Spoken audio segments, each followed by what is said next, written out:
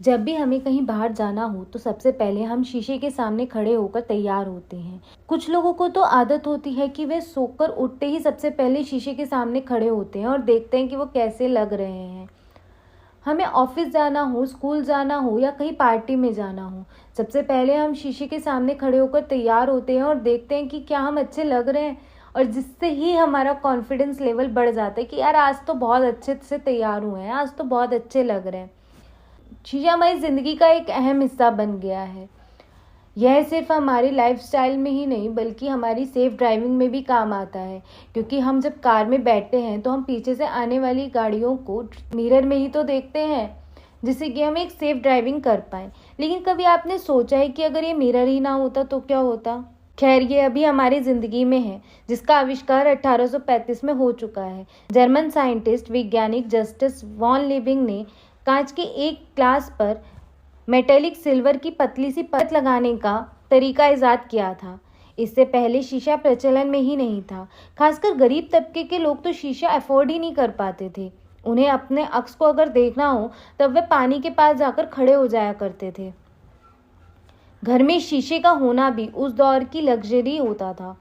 शुरुआत में आईने बहुत दुर्लभ थे, पॉलिश किए गए ऑब्सीडियन से बने होते थे। जानकारी के मुताबिक इस तरह के शीशों का इस्तेमाल 8000 साल पहले एंटोलिया में किया जाता था, जिसे अब तुर्की भी कहा जाता है। प्राचीन मैक्सिको के लोग भी इसी तरीके का इस्तेमाल किया करते थे। हालांकि उस दौर में आईनों को जादुई उपकरण के रूप में देखा जाता था, जिसके जरिए देवताओं और उनके पूर्वजों की दुनिया देखी जा सकती थी। तांबे को पॉलिश करके बनाए गए शीशे मेसोपोटामिया के अलावा मिस्र में 4000 से 3000 ईसा पूर्व के आसपास बनाए गए थे। इसके करीब 1000 साल बाद दक्षिण अमेरिका में पॉलिश किए गए पत्थर से शीशे बनाए गए थे। पहली शताब्दी ईस्वी में रोमन लेखक प्लिनी द एल्डर ने कांच के आईनों का जिक्र किया था। हालांकि उनमें आजकल के शीशों की तरह दर्पणों की प्रतिबिंब नहीं दिखती थी, तस्वीरें साफ नहीं दिखती थी और वे बहुत छोटे भी हुआ करते थे। अपना साफ चेहरा देखने के लिए लोगों को 1835 तक का इंतजार करना पड़ा। हालांकि वे इससे खुश भी नहीं थे। 1935 में पापुआ न्यू गिनी की खोज यात्रा करने वाले जैक हाइट्स अपने साथ एक दर्पण ले गए थे। ये उन वस्तुओं में से एक था जिनका व्यापार करने की योजना उन्होंने बनाई थी। आईने को देखने वाले पहले व्यक्ति का नाम तेबिली था। उसने आईने को बड़े मोह से देखा। फिर उसके कबीले के सरदार पुआ ने इसे खुद देखना चाहा। आईने में खुद को देखकर वो चौंक कर उछल पड़ा।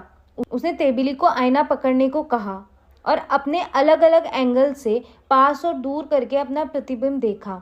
इसके बाद उसने कहा कि यह मनुष्य के लिए बहुत खतरनाक चीज़ है। उसने तेबिले से इस आईने को वापस करने के लिए कह दिया, जिसे जैक हाइट्स ने अपना अपमान समझा। पुआ का मानना था कि आईना कोई जादुई चीज़ है जो उनके पूर्वज लाए थे, जबकि जैक हाइट्स का मानना था कि पुआ एक जादूगर था जो अपनी शक्तियों के साथ कबीले के बाकी सदस्यों को कंट्रोल कर रहा था। खैर, शीशा तो एक जादुई ही चीज़ है जिसके सामने लोग तैयार होने के लिए घंटों बिता देते हैं। बताइए हमें कमेंट सेक्शन में इस पर आपका क्या कहना है। ऐसी और जानकारी के लिए हमारे चैनल को अभी सब्सक्राइब करें।